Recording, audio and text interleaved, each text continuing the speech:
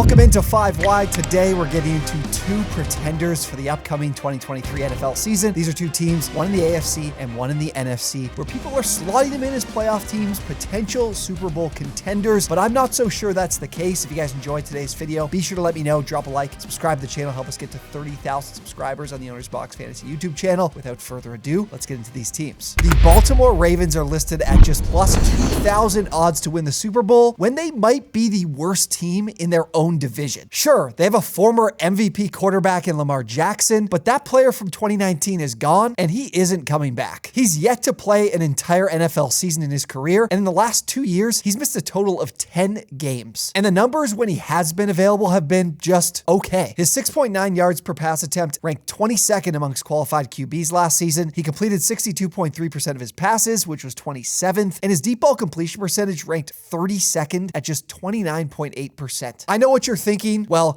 he didn't have the proper weapons to be successful, and I would agree with you. But are we sure that this year's weapons are that much better? Odell Beckham Jr. is coming off the second ACL tear of his career. He also refused to work out for teams while searching for a contract last season, and his participation in this year's OTAs was limited. Then there's Rashad Bateman, who started just 9 games in his 2 NFL seasons. He also wasn't present at minicamp after getting a cortisone shot for his surgically repaired foot. Your best ability is availability, and I think it's concerning that this team is relying on this trio heading into 2023. On the defensive side, the secondary looks solid, led by Marlon Humphrey, Marcus Williams, and now sophomore Kyle Hamilton. But who's going to get after the quarterback for this team? Their 2 most productive pass rushers are gone in Justin Houston and Calais Campbell, and there's no production coming in to replace them other than the addition of 4th-round pick Tavius Robinson. Now it's up to former 1st-round pick Odafe Oweh, who ranked 45th in pass rush grade amongst all edge rushers. There's also David Ojabo, who had a terrific final season in Michigan in 2021, but he's played just 23 NFL snaps. He tore his Achilles during pre-draft workouts. When you look at the defensive fronts that have played for Super Bowls in recent years, Baltimore just doesn't stack up. And playing in the most competitive division in football in the AFC North, it makes their case for contention even more difficult. In the NFC, the Detroit Lions are a cool minus 165 to make the postseason in 2023. The same team that hasn't posted double-digit wins since 2014. Now, they did finish above 500 last season at 9-8, but there are consequences of winning as that difficult schedule is coming for this season. Drawing the Chiefs, Chargers, and Ravens on the road is less than ideal, along with their 2 extra NFC games against the Cowboys and Seahawks. Sure, the NFC North is no longer in the upper echelon of the league, but the floor isn't nearly as low as some others. Now, the job Ben Johnson did with this offense in 2022 is truly impressive because I'm not completely sold on the talent they actually have in the room. Amon-Ra St. Brown has certainly proven to be a force after the catch, quickly becoming one of the best playmakers in the league. But after him, who else is there to throw to? 33-year-old Marvin Jones? Rookie tight ends don't have a great track record, so 2023 might not be the year for Sam Laporta. Then there's Jameson Williams, whose talent I love, but a 6-game suspension cannot be overlooked. My real concern, though, is the defense, who do have their star pass rusher in Aiden Hutchinson, but even with him, they allowed 25.1 points per game. That was good for 4th worst in the league last season. Reinforcements are coming in, but they could have been far better if the team didn't spend both of their 1st-round picks on a running back and off-ball linebacker. Instead, the reinforcements for the secondary come in the form of Cameron Sutton and Emmanuel Mosley, who did post top 15 passer ratings when targeted. But Emmanuel Mosley tore his ACL in October, so his availability and ability are certainly in question. The coaching staff in place keeps the floor from dropping out from under this team, but I'm not so sure the talent is good enough to be the no-doubt playoff team the sports books seem to be pricing them at. So I'd happily take the flyer on the Lions not to make the playoffs at a wonderful plus 140 price. If you'd like to get in on this or any other season-long NFL bet, be sure to check out DraftKings Sportsbook. New users can deposit just $5 and get $150 in bonus bets by signing up at the link in the description or below in the pinned comments. Those are my pretenders for the NFC and AFC this coming NFL season. Let me know who you guys are out on this year. And if you enjoyed the video, be sure to drop a like and subscribe to the channel. As always, thank you guys so much for watching, and we will see you on the next one.